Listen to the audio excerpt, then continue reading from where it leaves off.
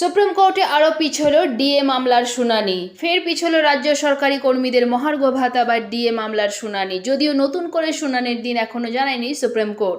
সূত্রের খবর অনুযায়ী 2 সপ্তাহ পর পরবর্তী শুনানির দিনক্ষণ জানা যেতে পারে।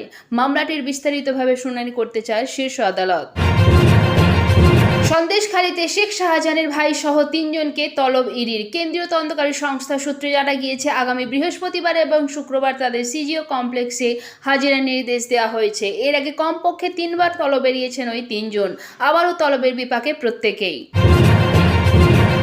সবজির অগ্নিমূল্য ঠেকাতে কলকাতায় বিভিন্ন বাজারে হানা দিচ্ছে রাজ্য সরকারের টাস্কফোর্সের সদস্যরা জানিয়েছেন, কিছু কিছু জায়গায় সবজির দাম যথেষ্ট চড়া। সেক্ষেত্রে ব্যবসায়ীদের সতর্ক করার পাশাপাশি হুঁশিয়ারিও দেওয়া হচ্ছে। বিধানসভা ভোট পরবর্তী হিংসা মামলা রাজ্যের বাইরে সরানো শুনানি স্থগিত রাখল সুপ্রিম কোর্ট। 40-এর বেশি মামলা রাজ্যের বাইরে সরাতে আর্জি জানিয়েছিল সিবিআই।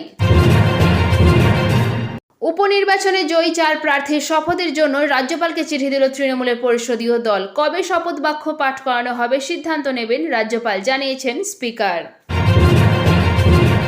আরিয়াদহ কাণ্ডের ঘটনার পর ভুল সংশোধনের বার্তা তৃণমূল কংগ্রেসের সাংসদ সৌগত রায়ের। সোমবার সাংবাদিক বৈঠক করে কথা জানিয়ে দেন দমদম লোকসভা কেন্দ্রের সাংসদ সৌগত রায়।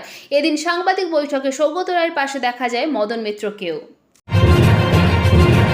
রেল ট্র্যাক পারাপার ঠেকাতে 200 কিলোমিটার মেটাল ফেন্সিং। মাত্র 8 মাসেই তৈরি সম্পূর্ণ হলো পূর্ব রেলের অধীনে বাংলায় 200 কিলোমিটার দীর্ঘ রেল ট্র্যাকের আপ ডাউন দুদিকের মেটাল ফেন্সিং এর কাজ। রবিবার সকালে পূর্ব রেলের পক্ষ থেকে জানানো হয়েছে, রেল ট্র্যাককে যতটা সম্ভব নিরাপদ করার জন্য প্রাথমিকভাবে বেছে নেওয়া হয়েছিল হাওড়া-খানা জংশন কড লাইনের রুটকেই।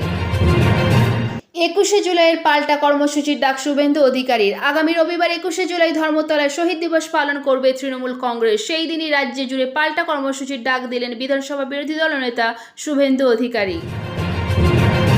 ভোট মিটতেই রাজ্য পুলিশের ডিজি পদে ফিরলেন রাজীব কুমার। লোকসভা ভোটের আগে রাজীব কুমারকে ডিজিপি পদ থেকে সরিয়ে দেয় নির্বাচন কমিশন। রাজীব কুমারের জায়গায় ডিজিপি হন সঞ্জয় মুখোপাধ্যায়।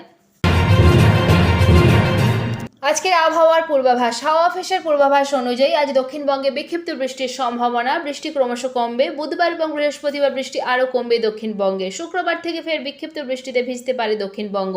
আপাতত ভারী বৃষ্টির কোনো সম্ভাবনা নেই দক্ষিণবঙ্গের জেলাগুলিতে। কলকাতায় বজায় থাকবে আর্দ্রতাজনিত অস্বস্তি। আগামী 7 থেকে 10 দিন শহরে ভারী বৃষ্টির কোনো সম্ভাবনা নেই। দুর্যোগ থেকে মুক্তি পেতে পারেন উত্তরবঙ্গবাসী। তবে আজকের দিনে কিন্তু দার্জিলিং, কালিম্পং এবং জলপাইগুড়িতে ভারী বৃষ্টির পূর্বাভাস। 70 থেকে 100 মিলিমিটার পর্যন্ত বৃষ্টি হতে পারে। তারপর ধীরে ধীরে কমবে বৃষ্টির পরিমাণ ও ব্যাপকতা কমবে উত্তর পূর্ব ভারতের রাজ্যগুলিতেও।